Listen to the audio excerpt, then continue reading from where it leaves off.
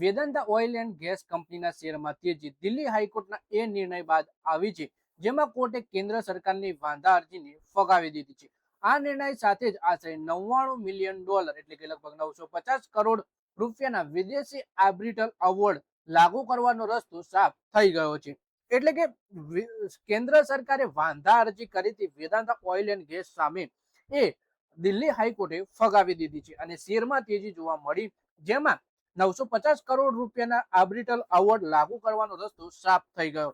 આ મામલો રવા ઓઇલ ફિલ્ડના પ્રોટેક્શન શેરિંગ કોન્ટ્રાક્ટ સાથે જોડાયેલો છે. આ વિદેશી આર્બિટ્રલ એવોર્ડ વેદાંતા લિમિટેડ અને સિંગાપુરની રવા ઓઇલ પક્ષમાં આવ્યો છે. એટલે કે દિલ્હી હાઈકોર્ટે નિર્ણય વેદાંતા અને સિંગાપુરની રવા ઓઇલના પક્ષમાં આપ્યો છે, જે કેન્દ્ર સરકારની વાંધા અરજી હતી એને ફગાવી દીધી છે. પછી સંપૂર્ણ મામલો શું હતો એ આપણે જોઈએ.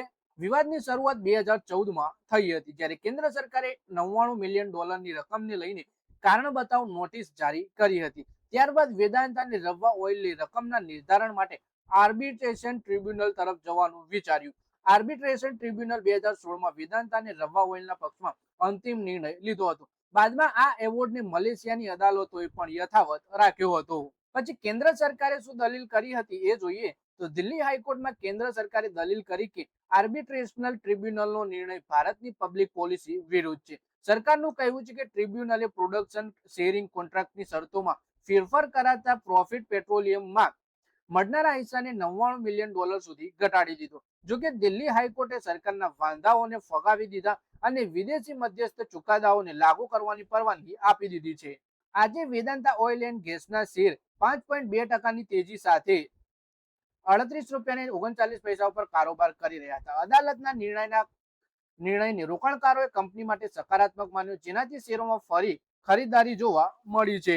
જોકે કંપનીએ ક્વાર્ટર 1માં ઓપરેશનલ અપડેટમાં ઉત્પાદનના મોરચે કમજોરી જોવા મળી છે. પહેલા ક્વાર્ટરમાં કંપનીનું એવરેજ ડેઇલી ગ્રોસ પ્રોટેક્શન વાર્ષિક આધાર પર 17% ઘટીને 77.7 બેરલ ઓઇલ ઇક્વિવેલન્ટ પ્રતિદિન રહ્યું છે. ગયા સમાન પીરિયડમાં 93.2 KBOPED પ્રતિદિન હતું. આ ઉપરાંત કુલ તેલ અને ગેસ ઉત્પાદનમાં 17% ઘટી 7.1 KBOPED થયું છે. પાછલા નાણાકીય વર્ષમાં સમાન ક્વાર્ટરમાં 8.5 KBOPED હતું.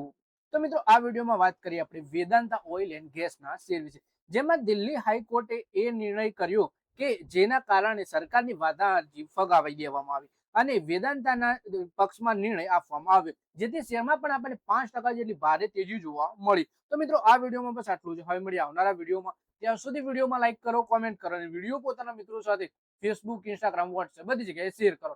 શેર બજારની આવી માહિતી ગુજરાતીમાં જોવા માટે આપણી ચેનલને સબસ્ક્રાઇબ કરી દેજો અને ઘંટડી દબાવી દેજો. સાથે જ ફેસબુક પેજને પણ ફોલો કરી લેજો.